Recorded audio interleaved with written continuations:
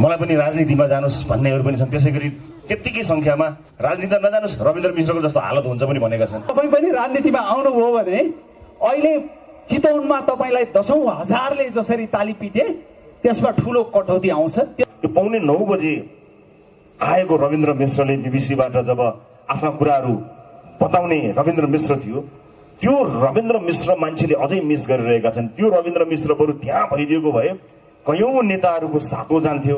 गलत काम गर्ने अथवा गलत क्रियाकलापबाट लोकप्रियता हासिल गरिरहेका कयौंको अझ बढी होसियार हुने ठाउँ त्यो बन्द थियो। एकातिर त्यो पनि गयो, यो भुइँको टिप्न खोज्दा पोल्टाको पनि खस्यो भने जस्तो त हुने होइन। तपाईँको राजनीति भुइँको टिप्न खोज्दा पोल्टोको पनि खस्यो भने कमसे कम म मुस्कुराएर अन्तिम सास फेर्नेछु, केही फरक पर्दैन। अनि भएका राजनीतिक दलको कोहीसँग पनि तपाईँलाई विश्वास छैन? त्यहीभित्र असल मान्छेहरू छन्, अर्को जेनेरेसन हुर्केर आइरहेको छ। तपाईँको पार्टीलाई नि कहाँ मान्छु र म? तपाईँले जति भने नि मान्दिनँ नि, तपाईँलाई मानौँला। तपाईँले सुन्नुभएका हरेक मान्छेहरू बडा इमान्दार हुनेछन्, दुधले नुहाएका हुन्छन् भन्ने कुरा म ज्यानकै पनि मान्दिनँ नि। आजको हकमा हामीले उठाएका एजेन्डा पुराना पार्टीहरूले कुनै पनि हालतमा पुरा गर्न सक्दैनन्। पुराना पार्टीहरूले यहाँ शिक्षा, सार्वजनिक शिक्षा र स्वास्थ्य सेवा निशुल्क र गुणस्तरीय गर्न सक्छन्, कुनै पनि हालतमा सक्दैन। तर विडम्बना के हो भने बरु पैसा नभएर आफ्नो घरको हजुरबुवाको उपचार गर्न नपाएर मृत्यु होला, तर त्यही घरबाट गएर पुराना पार्टीलाई नै भोट हालिन्छ। विडम्बना त्यहाँनिर। अब के भन्नु छ र रविन्द्र मिश्रहरूलाई? भन्ने के त, गर्ने के त? खोइ त तपाईँहरूको राजनीतिक एजेन्डा? यसो होइन कि तपाईँले त्यसको जवाफ दिनुभएको छैन, सेटिस्फाई भएका छैनन्, तृप्त नै हुन सकेका छैनन् मान्छेहरूले। आज तृप्त पारिदिनुहोस् त। भोकमा छटपटाएर बगैँचामा गएर घाँस लुछेर खाँदाखेरि त्यो घाँस अड्किएर त्यो बालकको मृत्यु भएको छ। र त्यस्तो ठाउँ हाम्रै देशमा छ। सरकारी वेतनधारीको युनियन भङ्ग गर्नुपर्छ भनेर कसैले भन्न सकेको छ? प्राध्यापक संगठन भङ्ग गरिनुपर्छ भनेर कसैले भन्न सकेको छ? शिक्षक संगठन भङ्ग गरिनुपर्छ भनेर कसैले भन्न सकेको छ?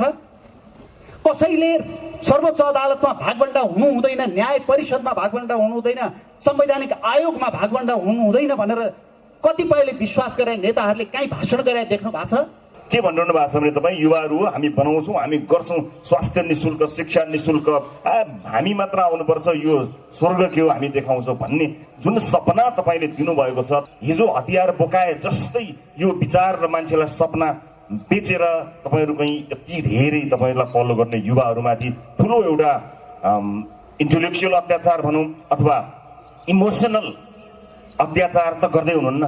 एउटा दुईटा अध्यक्ष राख्नै पर्ने एउटा मान्छे मिलाउन सक्नुहुन्न। तपाईँहरूको भेलाहरूमा पनि त्यही किसिमको अलिकति लुछाछुडी जस्तो, झैँ झगडा जस्तो त्यो चरित्र जन्मनु पाएको छैन, लड्न सुरु गर्नुभयो भनेपछि सबभन्दा पहिला सांसदहरूलाई ठेकदार बनाउने गरेर दिएको सांसद विकास कोष तपाईँले काट्नु भयो भने 5 वर्षमा लगभग 1 खरब रुपियाँ बच्छ र 1 खरब रुपियाँले झन्डै 500वटा गुणालीकण्ठ शैलीको स्कुल बन्छ। गर्न सकिँदैन? तपाईँ स्वास्थ्य मन्त्री बन्नुभयो, रविन्द्र मिश्र स्वास्थ्य मन्त्री बने। तपाईँ जस्तो मान्छे स्वास्थ्य मन्त्री बनेपछि पक्कै पनि तपाईँले बाचा गरे अनुसार तपाईँ इमान्दार रहनु नै हुन्छ होला, आफ्नो बाचा पुरा नै गर्नुहुन्छ होला। त्यो झन्डा हल्लिने गाडीमा चढेपछि तपाईँ के हुनुहुन्छ भगवान जाने, होइन? तर त्यो शङ्काको सुविधा तपाईँलाई दिँदा त्यो स्वास्थ्य क्षेत्रले त ठुलो फड्को मार्छ नि। त्यसै गरी अर्को फेरि त्यो पार्टीमा गएको अर्को मान्छेले शिक्षा मन्त्रालय हाँक्ला, अर्कोले अर्को मन्त्रालय हाँक्दा स्वास्थ्य मन्त्री हुने कति महिनालाई हुने? अनि कति महिनालाई भएको स्वास्थ्य मन्त्रीले कति परिवर्तन गर्ने? र त्यो चाहे अनुसारको परिवर्तन गर्ने बाटोमा प्रधानमन्त्रीले हामीलाई ठुलो आर्थिक सहयोग गर्ने व्यापारीले खोलेको अस्पतालको सम्बन्धन चाहिँ तपाईँले रोक्न पाउनुहुन्न भनेर भन्यो भने के गर्ने? के गर्ने?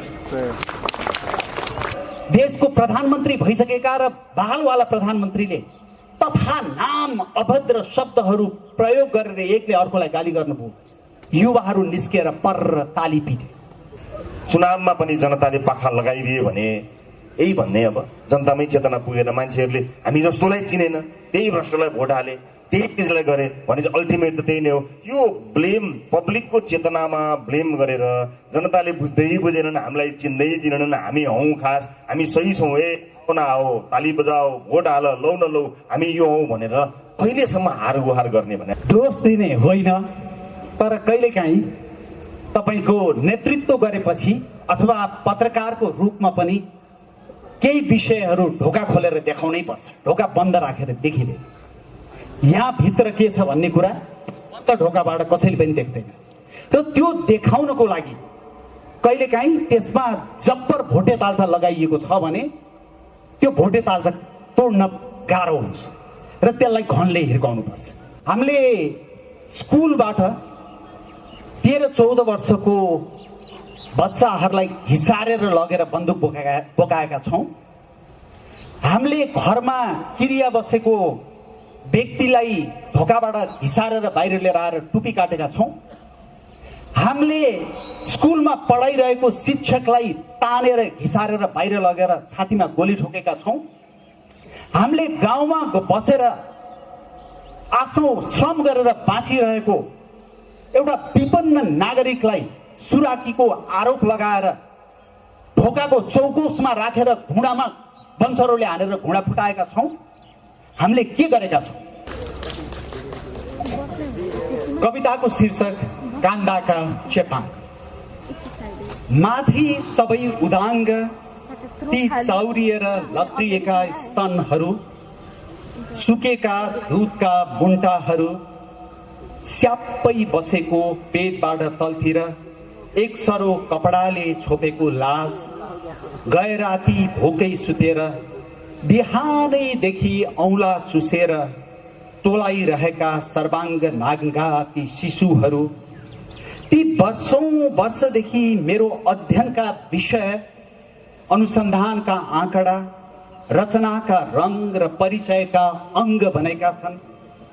फेसबुकमा प्रदर्शित तिनको चित्र हेरेपछि पो थाहा पाएँ तिनको नाममा बदलिएको सिर्फ म रहेछु। ती त हिजो जे थिए आज पनि त्यही छन्, कान्दाका चेपाङहरू। धेरै धेरै धन्यवाद।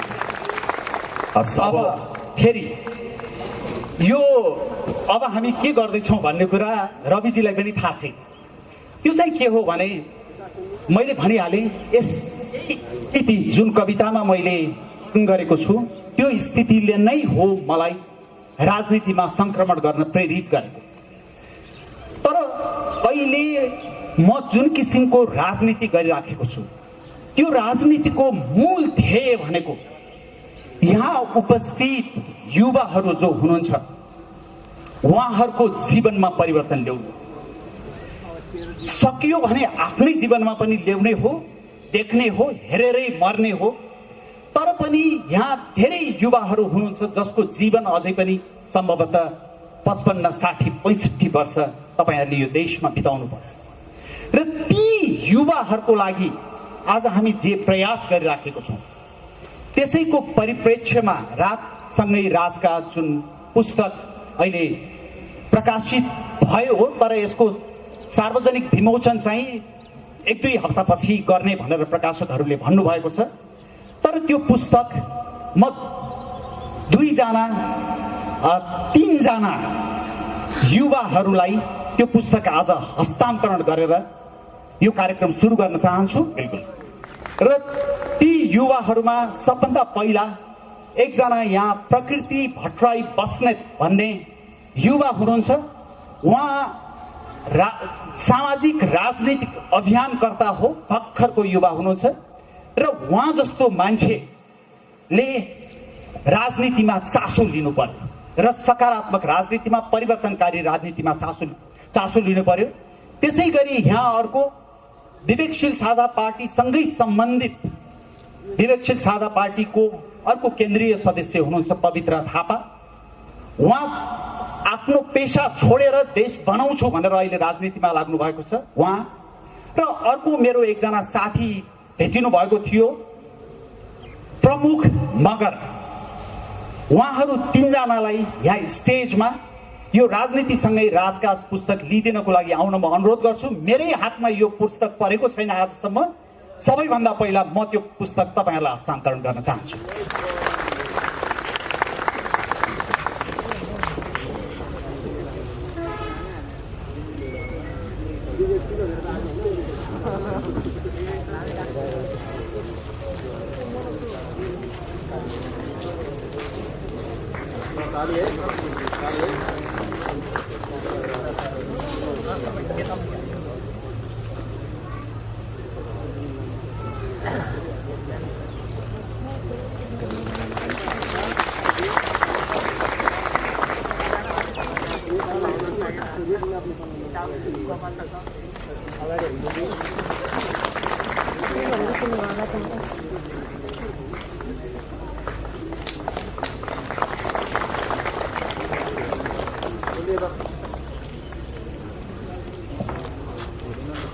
त्यसतर्फ लाग्न चाहन्छु।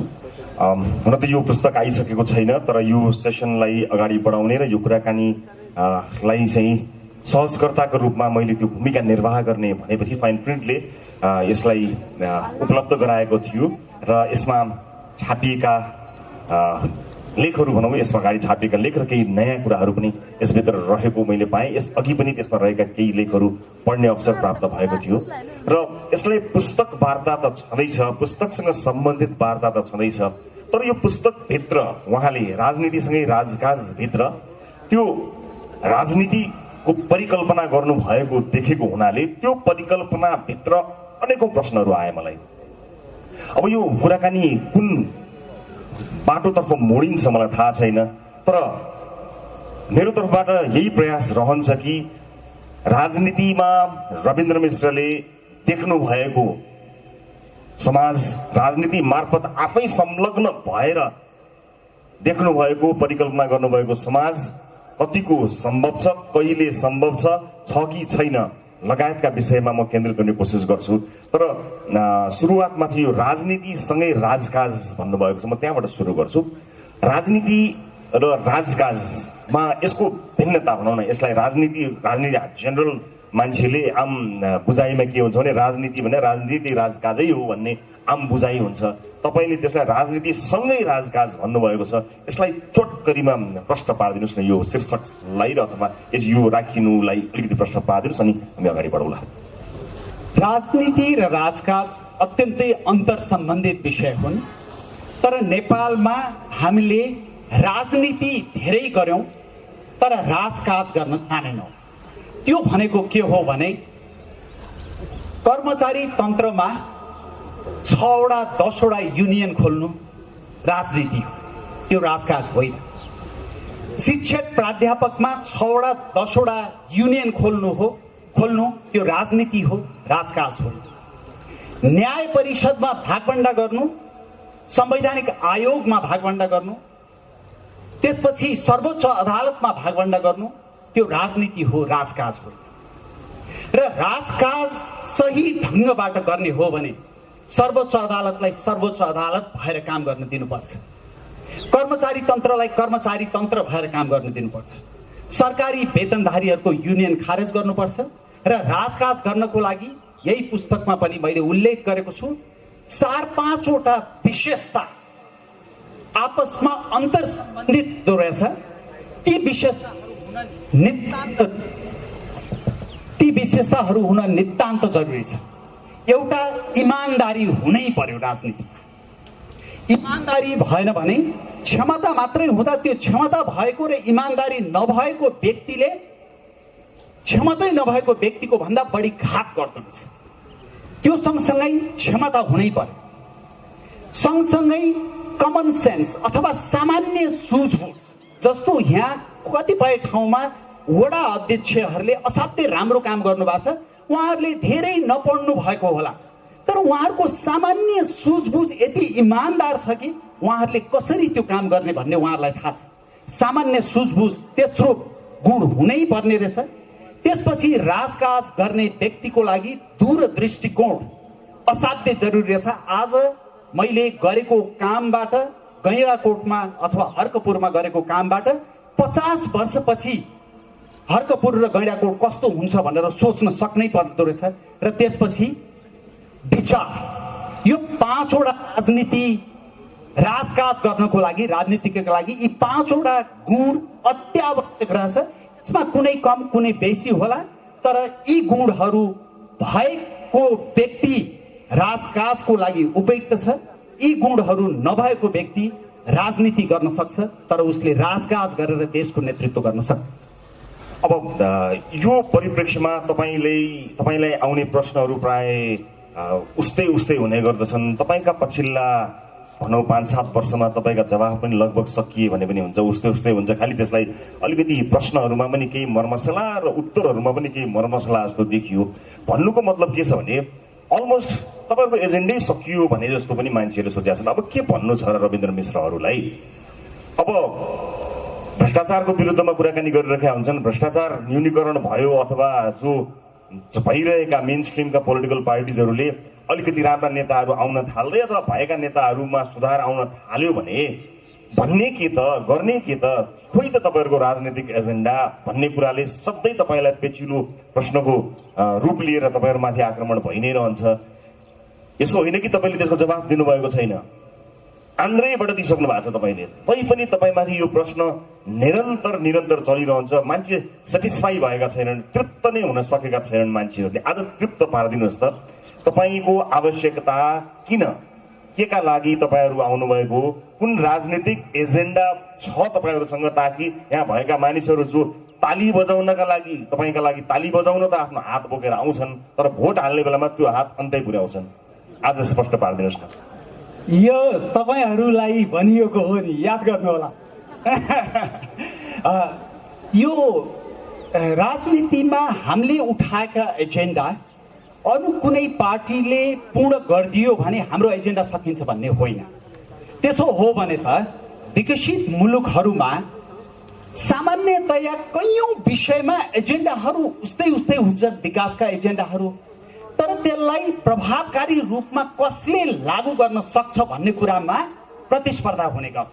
त्यसकारणले हामीले उठाएका एजेन्डा भोलि अरूहरूले लागू गर्न प्रयास गरे भने पनि हाम्रो दायित्व एज अ पोलिटिकल पार्टी के हुन्छ त भने हामी त्योभन्दा प्रभावकारी ढङ्गबाट त्यो विषयलाई उठाउँछौँ भन्ने एउटा पक्ष हुन्छ भने अर्को पक्ष समयक्रममा नयाँ एजेन्डाहरू सृजना हुन्छन्। तपाईँहरूले संसारको जुनसुकै देशमा हेरे पनि त्यस्तै हो।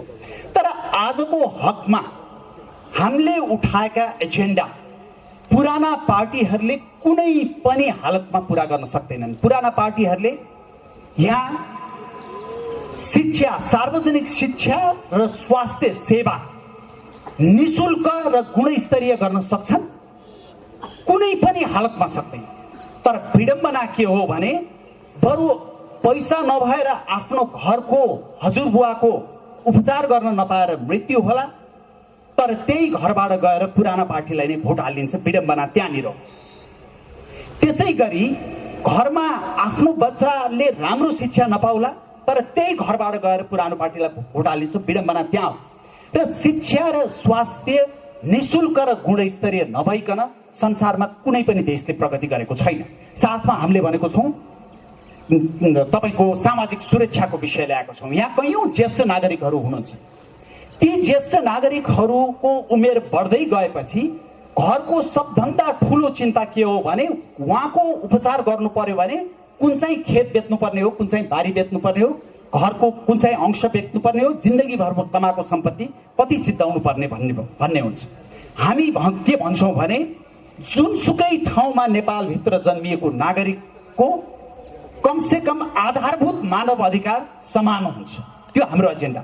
र सँगसँगै हामीले भनेका छौँ भ्रष्टाचार विरुद्धको अभियान र सुशासन, रोजगारी हाम्रा प्रमुख एजेन्डाहरू हुन्। यी एजेन्डाहरू कुनै पनि हालतमा निकट भविष्यमा कसैले पूरा गर्छ भनेर सोच्नु भएको छ भने त्यो सबैको भ्रम हो भन्ने हाम्रो निष्कर्ष हो।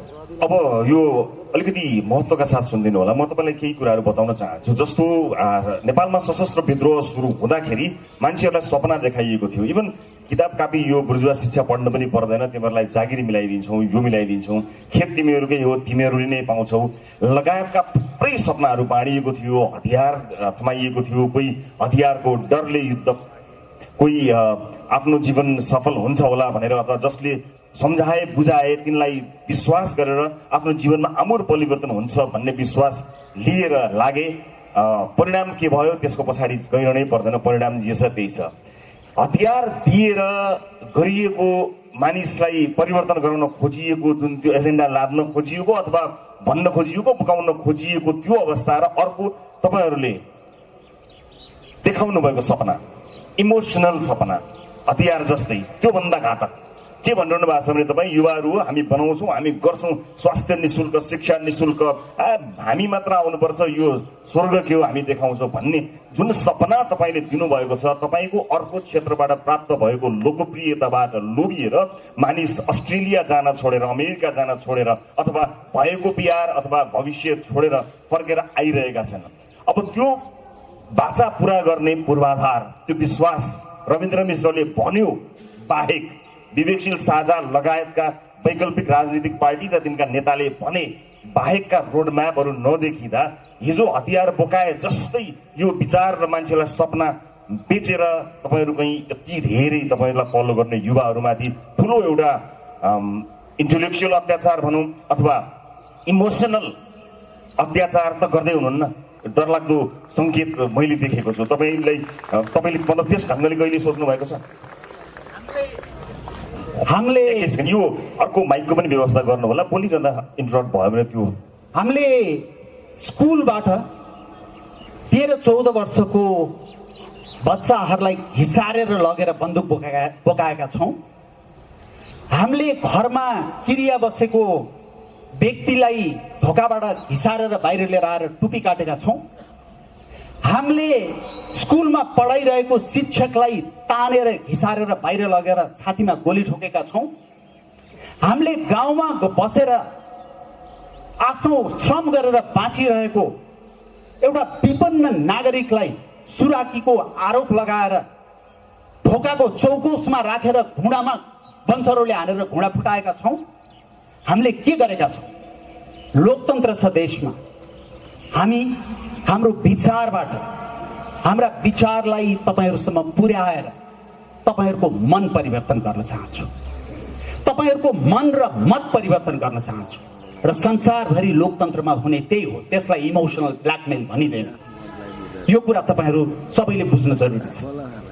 र त्यसको लागि हामीले रोडम्याप के छ भन्दाखेरि यो छोटो 45 मिनट 1 घण्टाको सेसनमा सम्पूर्ण कुराहरू गर्न सम्भव नहोला, तर हामीले भनेका छौँ यो देशमा सार्वजनिक शिक्षा निशुल्क र गुणस्तरीय गर्दा कसरी भनेर हामीलाई धेरैले प्रश्न गर्नुहुन्छ। सबभन्दा पहिला सांसदहरूलाई ठेकदार बनाउने गरेर दिएको सांसद विकास कोष तपाईँले काट्नु भयो भने 5 वर्षमा लगभग 1 खरब रुपियाँ बच्छ र 1 खरब रुपियाँले झन्डै 500वटा गुणालीकरण शैलीको स्कुल बन्छ। गर्न सकिँदैन? सरकारले आज हामी उन्नति सांस्कृतिक ग्राममा बसेर यो कार्यक्रम गर्दैछौँ। सांस्कृतिक ग्राम बनाउने जिम्मा व्यक्तिको हो कि सरकारको हो, स्थानीय निकायको? म हिजो विनोदजीसँग कुरा गर्दै थिएँ, उहाँसँग मैले भने सोलमा जानुभयो भने सोल दक्षिण कोरियाको राजधानी एकदम आधुनिक सहरमा रूपान्तरण भयो, तर उनीहरूले एउटा क्षेत्रमा यसै गरी सांस्कृतिक ग्राम बनाएर सम्पूर्ण परम्परालाई सुरक्षित राखेका छन्। र म छक्क केमा परे भने त्यहाँ डोको छ, नाम्लो छ, जाँतो छ, तपाईँको चाल्नो छ, सबै नेपालमा ढिकी छ, सबै छ। अब भोलि यस्ता किसिमका कामहरू गर्ने सरकार हामीलाई चाहियो कि चाहिएन? हाइवे बनेको छ, त्यो बाटोमा जति इन्चको पिच गर्नुपर्ने हो अन्तर्राष्ट्रिय मापदण्ड अनुसार त्यति इन्चको पिच गर्ने इमान भएको नेतृत्व हामीलाई चाहियो कि चाहिएन? यो कुरा गर्दा इमोसनल ब्ल्याकमेल भन्ने होइन। र यो कुरा मतदाताले नै बुझ्दिएनन् भनेदेखि रविजी यो दोहोरो हुन्छ।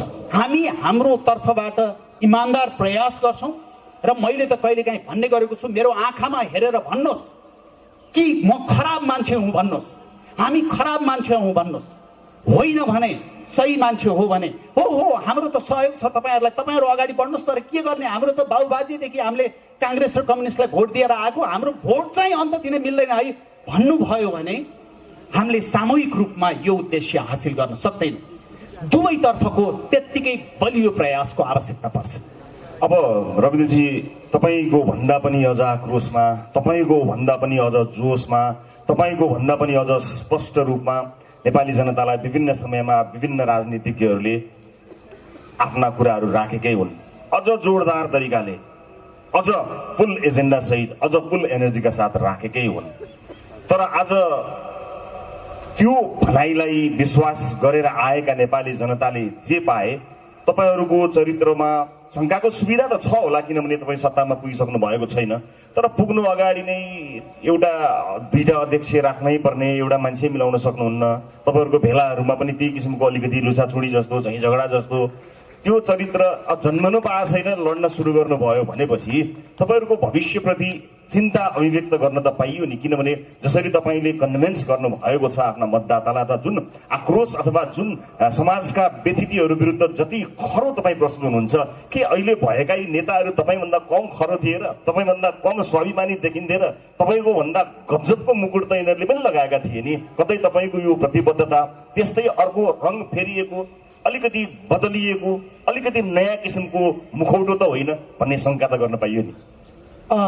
समाज धेरै भ्रष्ट भएपछि त्यो समाजमा असल मान्छे हुँदो पनि हुन्छन् भनेर समाजले विश्वासै नगर्दो रहेछ। किनभने हाम्रो समाज यति रसातालमा पुगिसक्यो कि संसारमा सबैभन्दा भ्रष्ट मुलुक मध्येको मुलुकमा हामी पर्छौँ र समाज मध्येमा पर्छौँ भनेपछि स्वाभाविक रूपमा यहाँ असल काम गर्छु भनेर आउनेलाई त्यही परिप्रेक्ष्यमा प्रश्न गर्दाखेरि तपाईहरू पनि त्यस्तै त हुनुहोला नि भनेर प्रश्न गर्नु स्वाभाविक हो। तर हामीले के बुझौँ भने संसारमा धेरै हामी जस्तै भ्रष्ट, हामी जस्तै द्वन्द्वबाट उठेका, हामी जस्तै सामाजिक उत्तरदायित्व वहन नगर्ने। सामाजिक उत्तरदायित्व वहन नगर्ने भनेको के हो भने भ्रष्टाचार विरुद्धको र्यालीमा जोरदार नारा लगायो अनि खुसुक्क आएर आफै भ्रष्टाचार गर्यो, तर अरूले चाहिँ भ्रष्टाचार गर्नु हुँदैन भनेर भने भ्रष्टाचार विरुद्ध नारा लगायो र देश बनाउनु पर्छ भन्यो, तर देश चाहिँ अरू कसैले बनाइदिनु पर्छ, आफूले चाहिँ बनाउने होइन, अरूले बनाइदिनु पर्छ भने यो किसिमको विडम्बना छ। त्यस कारणले गर्दाखेरि त्यो आशंका हुनु स्वाभाविक हो र त्यसलाई हामीले स्वाभाविक रूपमा लिन्छौँ र त्यसलाई त्यो तपाईहरूले व्यक्त गरेको सद्भाव र चिन्तालाई हामीले सकारात्मक रूपमा ग्रहण गर्नुपर्छ। त्यसले हामीलाई बिग्रिनबाट बचाउँछ। तर यहाँ उपस्थित भएका धेरै साथीहरू विभिन्न पेशाका हुनुहुन्छ। सबैजना राजनीतिमा आउनुहोस् भन्न मिल्दैन, तर सबैजनाले भोट खसाल्नुहोस् भन्न चाहिँ मिल्छ, त्यो नमिल्ने होइन। हिजो विनोद चौधरीजीको सेसनमा विनोद चौधरीजीले एउटा कुरा गजबको गर्नुभयो। उहाँले के भन्नुभयो भने म एफएनसीसीआई को अध्यक्ष भएँ, म सीएनआई को अध्यक्ष भएँ, म सफल अध्यक्ष भएँ, तर मैले परिवर्तन गर्न सकिनँ।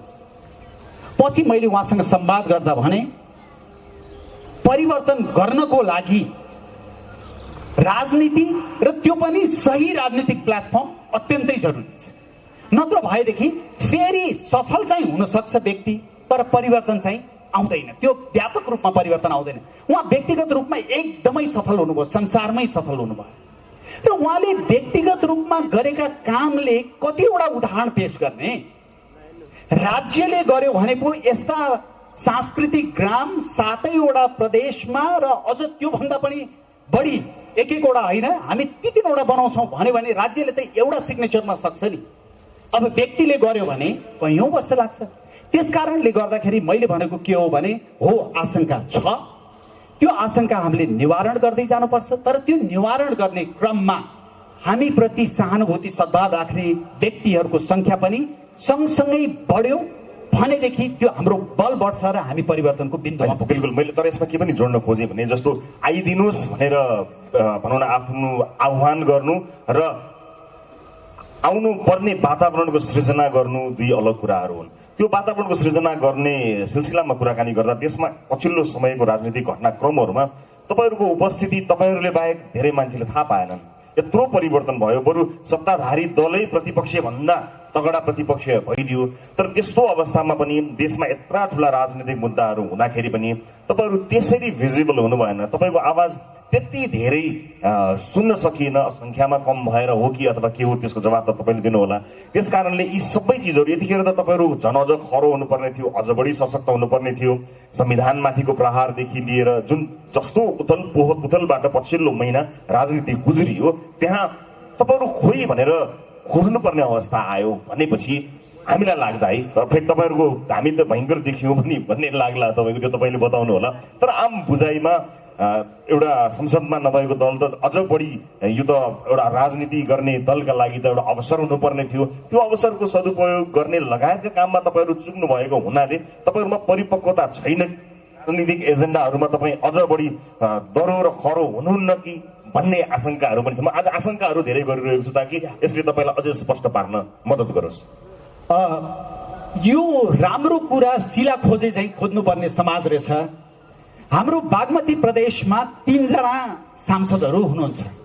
एउटा विश्वासिलो गैर सरकारी संस्थाले गरेको अध्ययनले के देखायो भने विवेकशील साझा पार्टीका 3 जना सांसदहरूले गएको 3 वर्षमा प्रदेश सभामा सबभन्दा सकारात्मक, सबभन्दा सशक्त भूमिका निर्वाह गरे भनेर निष्कर्ष निकाले।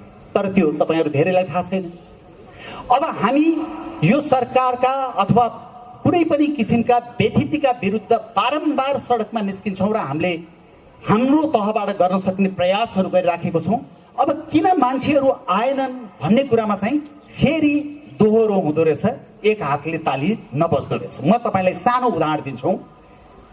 तराईबाट उखु किसानहरू, एकदमै विपन्न कुपोषित देखिने उखु किसानहरू केही लाख रुपियाँ श्रम गरेको पाइएन, काठमाडौँले न्याय गर्छ कि भनेर काठमाडौँ आए, माइती घर मण्डलामा रात बिताए, नुनको ढिका जस्तो आँसु खसाले र कोही कोहीले त्यही ज्यान गुमाए।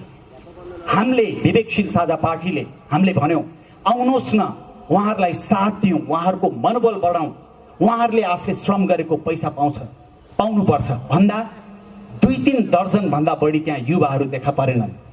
तर त्यसको लगत्तै एकजना भ्रष्ट नेताले भ्रष्टाचारको विरुद्ध र्यालीको आह्वान गर्नुभयो, त्यहाँ हजारौं युवाहरू देखा परे।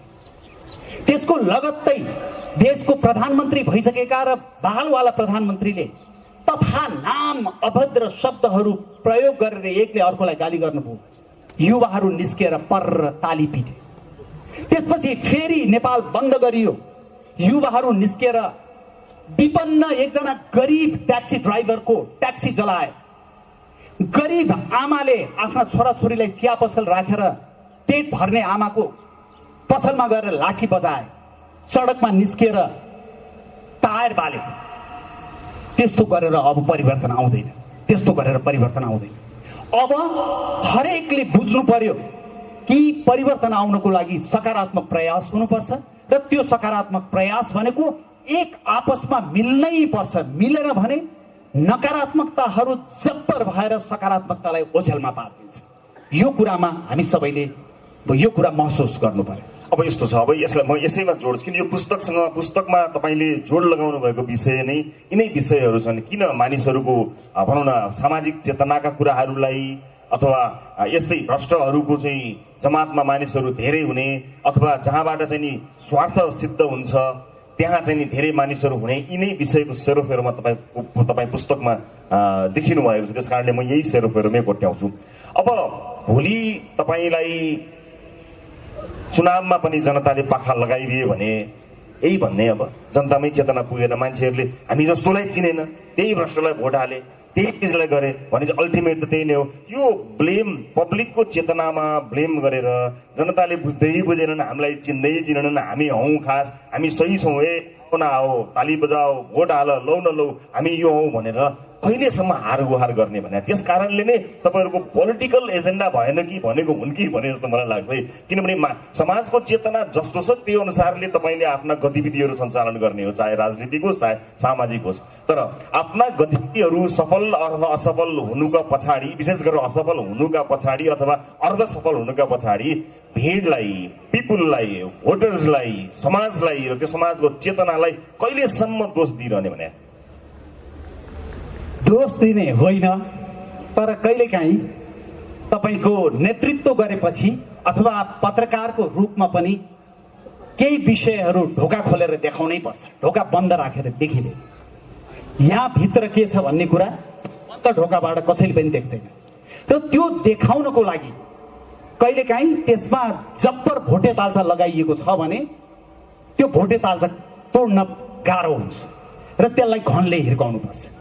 त्यसै कारणले मैले अघि पनि भने यो दोहोरो प्रयास हो। देश बदल्ने भनेको यो कुनै ठाउँमा सामाजिक क्लब चलाएको जस्तो होइन, सामाजिक संस्था चलाएको होइन। यसमा हामी सबै मिल्नुपर्छ र त्यो मिल्नको लागि कहिलेकाहीँ होइन तपाईँहरूको साइडबाट पनि यस्तो भइरहेछ। जसरी अघि मैले भने युवाहरूले ट्याक्सी पनि चलाइरहेछन्, युवाहरूले टायर पनि बालिरहेछन्, युवाहरूले गरिब महिलामाथि लाठी पनि प्रहार गरिरहेछन् भन्नु दोष दिएको होइन। नगर्नुहोस्, त्यसो गरेर परिवर्तन आउँदैन भन्न खोजेको हो। त्यसै कारणले गर्दाखेरि यो दोहोरो हुन्छ। उहाँहरूलाई दोष दिने कुरै छैन। तर एउटा मैले भन्दै आएको कुरा के हो भने हामी समाजको बारेमा विश्लेषण गर्छौँ, हामी राजनीतिको बारेमा विश्लेषण गर्छौँ, हामी पत्रकारिताको बारेमा विश्लेषण गर्छौँ, हरेक समाजका क्षेत्रहरूको बारेमा विश्लेषण गर्छौँ भने राजनीतिक रूपान्तरणको लागि आम समाज र मतदाताको मत गर्ने, मत दिने प्रवृत्तिको पनि खुल्लमखुल्ला विश्लेषण हुनुपर्छ। तर सँगसँगै हाम्रो तर्फबाट हुने कमी कमजोरीलाई हामीले सुधार्दै जानुपर्छ। अब जुन योगदान तपाईँले एउटा कुशल पत्रकार भएर यो समाजलाई दिनुभएको थियो, त्यो योगदान एउटा राजनीतिक रूपमा दिन सक्नुहुन्छ सक्नुहुन्न, त्यो अलिकति प्रतीक्षाकै विषय होला। तर यो समाजलाई अझै बढी चेतनाको आवश्यकता छ। यो समाजलाई अझै बढी पत्रकारिताका माध्यमबाट नै अझ भनौँ न भोटर्सहरूलाई एजुकेट गर्ने, भनौँ न एक हिसाबले भोट हाल्ने मतदाताहरूलाई शिक्षित गर्ने, सुसूचित गर्ने अथवा सही मान्छे चुन्न सक्ने बनाउने जिम्मेवारी अझै पनि तपाईँको काममा थियो।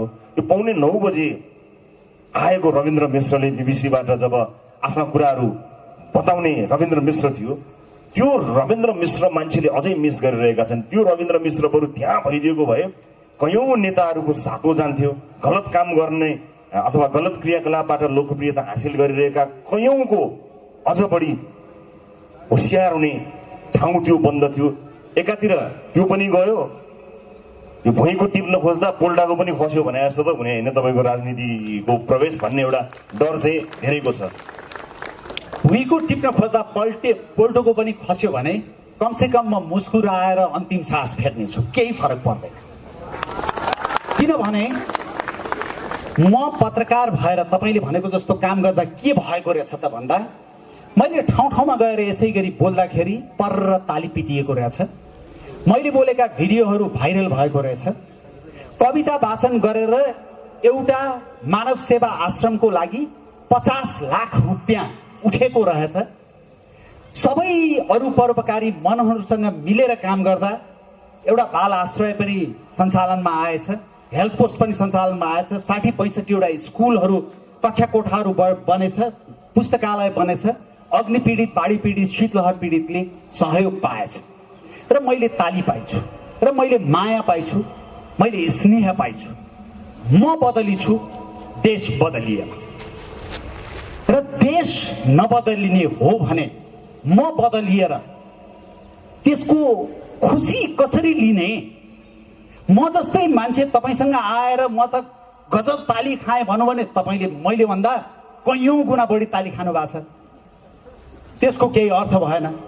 अब गरिब र विपन्न जनताको अगाडि गएर म त खुब सफल पत्रकार हुँ नि, अलिअलि परोपकारी काम पनि गरेको छु नि भनेर फुर्ती लाउनुको अर्थ के? केही पनि छैन। त्यसै कारणले गर्दाखेरि फेरि मैले विनोदजीलाई उद्धृत गर्न चाहे। उहाँले सेक्टोरल चेन्ज मात्रै सम्भव भयो मैले गरेको कामबाट, देशको ओभरअल चेन्ज सम्भव भएन भनेर जुन भन्नुभयो, त्यसै गरी मलाई पनि अनुभूति के भयो भने मैले चितवनको कान्दाका विपन्नका बारेमा कविता लेखेर त्यसलाई कविता सङ्ग्रहको रूपमा प्रकाशित गरेँ, तर त्यसले कान्दाका विपन्नहरूको जीवन चाहिँ परिवर्तन गर्न सकेन। तपाईँ जस्ता मान्छे पनि कुनै बिन्दुमा सक्नुहुन्छ भने राजनीतिमा आउनुपर्छ। अब एउटा लगभग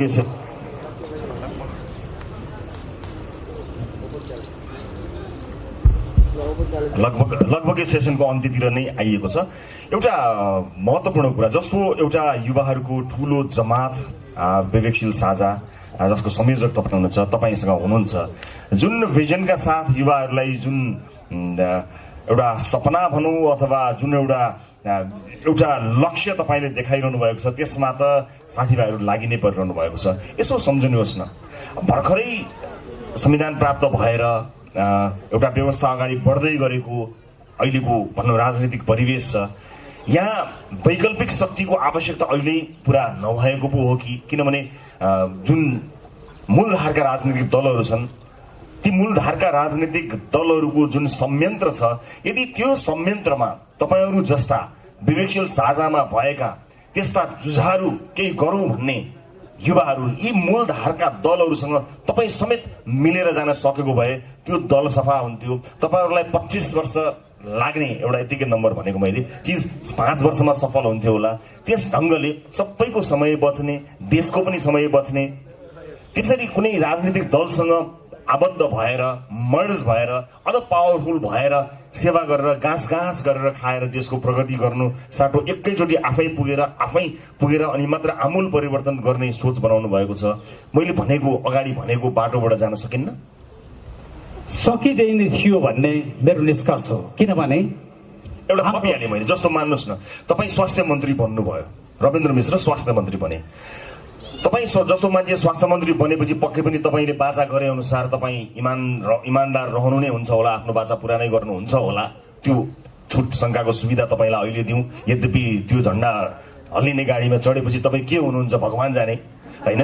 तर त्यो शङ्काको सुविधा तपाईँलाई दिँदा त्यो स्वास्थ्य क्षेत्रले त ठुलो फड्को मार्छ नि। त्यसै गरी अर्को फेरि त्यो पार्टीमा गएको अर्को मान्छेले शिक्षा मन्त्रालय हाँक्ला, अर्कोले अर्को मन्त्रालय हाँक्दा एक एक गर्दै बिस्तारै, यो त प्रोसेस हो नि। तपाईँ किन ओभरनाइट अथवा हाम्रो पुरै टिमै गएपछि मात्र चेन्ज हुन्छ भन्ने कुरा गर्नुहुन्छ? गाँस किन खानुहुन्न?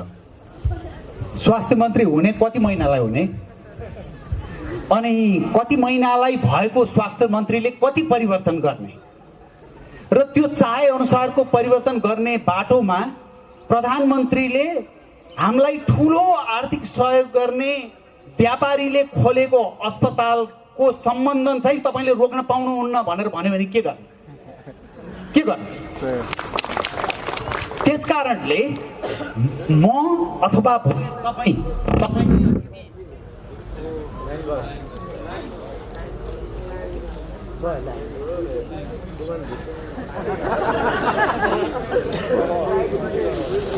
गलत समयमा लाइन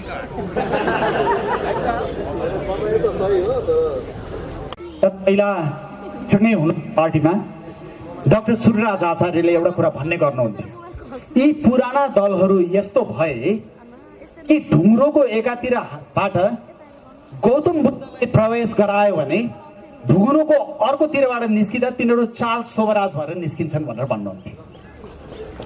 र दुःखका साथ भन्नुपर्छ, समग्रमा है अपवादहरू होलान्, त्यो भिन्दै कुरा हो। समग्रमा हुने चाहिँ त्यही नै हो। त्यसै हुनाले मैले बारम्बार भन्ने गरेको छु, म कुनै ठुलो पार्टीमा गएको भए के हुन्थ्यो? मेरो शैक्षिक पृष्ठभूमिले, मेरो पेसागत पृष्ठभूमिले, मेरो पहुँचको कारणले म कि राजदूत हुन्थेँ होला, कि समानुपातिकबाट सांसद हुन्थ्यो होला, कि प्रत्यक्ष लडेर सांसद हुन्थ्यो होला। अलिअलि चाकडी गरेको भए अघि रविजीले भन्नुभयो जस्तो एउटा मन्त्री पनि कति महिनालाई यसो पाइन्थ्यो होला। ती सबै पाउँदाखेरि म फेरि पनि दोहोऱ्याउँछु यो कुरा, म बन्थेँ, देश बन्दैन थियो। र अहिले विवेकशील साझा पार्टीको हाम्रो सम्पूर्ण प्रयास भनेको व्यक्ति बनाउने होइन, यो देश बनाउने। देश बन्यो भने हरेक व्यक्ति बन्छ विकसित देशमा जस्तो। अनि भएका राजनीतिक दलको कोहीसँग पनि तपाईँलाई विश्वास छैन? त्यो भित्र असल मान्छेहरू छन्, अर्को जेनेरेसन हुर्केर आइरहेको छ। त्यो जेनेरेसनले कमसेकम अघिल्ला जेनेरेसनका मान्छेहरूलाई विस्थापित गर्छन्। केही नभए पनि 5-10 वर्षमा त ती मर्छन् नि। त्यतिमा पनि तपाईँलाई विश्वास छैन? केही भएन भने, विस्थापितै भएनन् भने मानिस, म स्वाभाविक रूपमा फेरि उहाँहरूको म एकदमै ठुलो आयुको कामना गर्दछु, तर स्वाभाविक रूपमा भनौँ न एउटा अपेक्षा त गरिन्छ नि, एउटा उमेर भएपछि बिरामी भइन्छ, त्यो हुन्छ। त्यस अर्थमा मैले भनेको, तपाईँले भनेपछि किन कसैप्रति विश्वास नभएको तपाईँलाई? यतातिर तपाईँको बाटोमा हिँडिरहँदाखेरि कहिले हो कहिले त्यो उकालो घनघस्याको उकालो भन्दा ठाडो लाग्छ हामीलाई, तपाईँलाई नलाग्ला, अरू हेर्नेहरूलाई लाग्छ। अर्कोतिर अरू पोलिटिकल पार्टीमा पनि युथ लिडरहरू यस्तो आइरहनु भएको छ जसको इन्टिग्रिटी सम्भवतः तपाईँहरूको बराबरै हुन सक्ला। भनेपछि किन विश्वास गर्नुहुन्न? किन दलै दल, भोलि अर्को दल अर्कोले खोल्ला, अर्कोले अर्को दल खोल्ला? किनभने तपाईँको दलसँग सबैलाई ठुलो हुनु परेको छ, सानो हुन कोही जान्दैनन्। तपाईँको दल रविन्द्र मिश्रको दलमा म मिसिने भनेर त्यत्तिकै ठुलो पल्टेर त्यो सिंहदरबारमै ठोकिएला जुन गरी अग्लो भएर निहुरेर हिँड्नेहरू पनि त्यत्तिकै छन्। कसैले आफूलाई सानो मान्दैन। अलिकति सामाजिक सञ्जालमा वाह र ताली पाउनु पाएको छैन, त्यो दल भइहाल्यो, फेरि सबैले प्रधानमन्त्री यसलाई बनाउनुपर्छ र स्वास्थ्य मन्त्री बनाउनुपर्छ भनिदिइहाल्छन्। त्यसपछि तपाईँसँग कसले मिल्छ? तपाईँसँग चाहिँ पौँठेजरी कुन्न थाल्लान्, अर्कोसँग गर्लान्। यो ढङ्गले यो टुक्रा टुक्रा टुक्रा टुक्रा टुक्रा टुक्रा भएका राजनीतिक दल, सामाजिक अभियन्ताहरूबाट भन्दा यी सबै मिलेर अर्को जेनेरेसनसँग अलिकति सहकार्य गरेर एक्जिस्टिङ राजनीतिक दलहरू जसको सञ्जाल राम्रो छ, कार्यकर्ताहरू देशैभरि छन्, त्यहाँतिर गएर त्यहाँ धावा बोल्दा सजिलो हुन्छ कि भन्ने मलाई लागेको मात्रै। तपाईँले इमान भएका, इन्टेग्रिटी भएका को पुस्ता छ नि भनेर भन्नुभयो नि। तपाईँले इन्टेग्रिटी भएको पुस्ताबाटै बनेका केही मन्त्रीहरूको कार्यशैली देखिसक्नु भयो नि। केही नतिजा आयो, केही नतिजा आयो होइन। त्यो सम्भावना त तपाईँ भोलि तपाईँ दलमा गइसक्यो, तपाईँ भित्रका मान्छेहरू तपाईँ आफ्नो पो जिम्मेवारी लिनु होला। तर तपाईँ पनि त धेरै मानिसहरू मिलेर एउटा दल बन्नुहुनेछ, त्यहाँभित्रका मान्छेहरू पनि फेरि भोलि भ्रष्ट हुन सक्लान्। त्यो त छँदैछ नि त्यो प्रोसेस त। त्यति त्यो अपेक्षा त राजनीतिमा गरिन्छ नि। 100% मान्छेहरू चाहिँ नि इमान्दार होलान् भनेर त तपाईँको पार्टीलाई नि कहाँ मान्छु र म? तपाईँले जति भने नि मान्दिनँ नि, तपाईँलाई मानुला। तपाईँले सुन्नुभएका हरेक मान्छेहरू बडा इमान्दार हुनेछन्, दुधले नुहाएका हुन्छन् भन्ने कुरा म ज्यानकै पनि मान्दिनँ नि। एकदम सही। तपाईँले पुराना पार्टीका विश्वासिला भनिएको पुस्ताको बारेमा तपाईँले प्रश्न उठाउनु भयो र मैले त्यो विश्वासिलो भनिएको पुस्ताबाट मन्त्री बनेका मान्छेहरूले कति डेलिभर गरे भन्ने कुरामा प्रश्न उठाएँ। त्यसै कारणले गर्दा मैले भन्न खोजेको के हो भने त्यो संरचनागत त्रुटि भएपछि त्यो त्रुटिभित्र बसेर गर्न सकिने कामले तदर्थ परिवर्तन मात्रै लिएर आउँछ, सानातिना परिवर्तन ल्याउँछ, ठुलो परिवर्तन ल्याउँदैन। आज विश्वास गरिएका भनेका नेताहरूले सरकारी वेतनधारीको युनियन भङ्ग गर्नुपर्छ भनेर कसैले भन्न सकेको छ? प्राध्यापक सङ्गठन भङ्ग गरिनुपर्छ भनेर कसैले भन्न सकेको छ? शिक्षक सङ्गठन भङ्ग गरिनुपर्छ भनेर कसैले भन्न सकेको छ? कसैले सर्वोच्च अदालतमा भागभण्डा हुनु हुँदैन, न्याय परिषदमा भागभण्डा हुनु हुँदैन, संवैधानिक आयोगमा भागभण्डा हुनु हुँदैन भनेर कतिपयले विश्वास गरे नेताहरूले कहीँ भाषण गरे देख्नु भएको छ? छैन भने के विश्वास गर्नुहोस् भने त्यही संरचनाबाट जे उत्पादन हुन्छ त्यो उत्पादन अन्ततोगत विकृत हुने सम्भावना प्रबल छ। हस्, अब लगभग सक्यो। अब यहाँ आएर कुनै अर्को मञ्चमा यो सेसनको भाग 2 गर्ने मेरो प्रस्ताव राखौँ। र जाँदा जाँदै चाहिँ के भन्छु भने म धेरै मानिसहरू तपाईँलाई यो राजनीति भन्दा त पत्रकारितामा रविन्द्र मिश्रको उपस्थिति गजबको थियो, त्यही भइदिएको भए हुन्थ्यो भनिरहँदा मलाई तपाईँलाई राजनीतिमा आउनुहोस् भन्न पनि मन लागेको छ। फेरि मलाई कहिलेकाहीँ मलाई पनि राजनीतिमा जानुहोस् भन्नेहरू पनि छन्। त्यसै गरी त्यत्तिकै सङ्ख्यामा राजनीति नजानुहोस् रविन्द्र मिश्रको जस्तो हालत हुन्छ पनि भनेका छन्। अब रविन्द्र मिश्रको हालतलाई कसरी व्याख्या गर्ने? रविन्द्र मिश्रको हालतलाई आम मान्छेले अथवा बुद्धिजीवीहरूको सबैको आफ्नै छ। यो रविन्द्र मिश्रको हालत चाहिँ के हो त वास्तवमा? त्यो हालत एकचोटि बताइदिनुहोस् न, कुन हालतमा हुनु? अन्त्यमा रविन्द्र मिश्रको हालत के हो भने एकताका रविन्द्र मिश्रले कविता वाचन गरेर 6 ठाउँमा 6वटा कविता वाचन गर्दा 50 लाख रुपियाँ उठ्थ्यो र राम्रो परोपकारी काम हुन्थ्यो। त्यस्तै परोपकारी काम गर्ने धेरै संसारभरिका नेपालीहरू मिलेर धेरै राम्राहरू कामहरू गर्न सक्थ्यो। त्यसमा चाहिँ कम्युनिस्ट, काङ्ग्रेस, राप्रपा, जसपा सबैले सहयोग गर्थे। अहिले चाहिँ नयाँ पार्टी भएपछि रविन्द्र मिश्रको हाल चाहिँ विवेकशील साझा पार्टीमा खुम्चिएको छ। त्यसकारणले तपाईँ पनि राजनीतिमा आउनुभयो भने अहिले चितवनमा तपाईँलाई 10औं हजारले जसरी ताली पिटे त्यसमा ठुलो कटौती आउँछ। त्यसको लागि तयार भएर हामी बदल्नको लागि लाग्नुपर्छ। अब इन केस तपाईँले माइन्ड चेन्ज गर्नुभयो र पुनः पत्रकारितामा आउने तपाईँले विचार गर्नुभयो भने ग्यालेक्सी 4Kको एडिटर इन चिफको लागि म तपाईँलाई चाहिँ केही अफर गर्न चाहन्छु। आउनुहोस्, केही समय केही वर्ष जनतालाई सुसूचित बनाऊ, त्यसपछि यतापट्टि तपाईँ मलाई मद्दत गर्नुहोला, त्यसपछि 2 वर्षपछि तपाईँको बारेमा म सोच्छु होला। हस्, धन्यवाद। धेरै धेरै धन्यवाद। तपाईँहरू तपाईहरु सबैको जय होस्, नेपालको जय होस्। धेरै हस्, धेरै धन्यवाद, थ्याङ्क यू सो मच। धन्यवाद रविजी, धन्यवाद रविन्द्र दाई। भन्ने थियो तर समयको पाबन्दीले गर्दाखेरि तपाईँलाई रोक्नु पर्यो। एकछिन उहाँहरूलाई मायाको चिनो दिने एउटा कार्यक्रम छ। म निकी बहिनीलाई उहाँहरूलाई मायाको चिनो दिन अनुरोध गर्छु। हामीसँग अब अरू पनि केही कार्यक्रमहरू छन्। हामी फाइन फिल्म फिभर घुम्ती साहित्य महोत्सवको समापन एक्टर स्टुडियोको एउटा नाट्य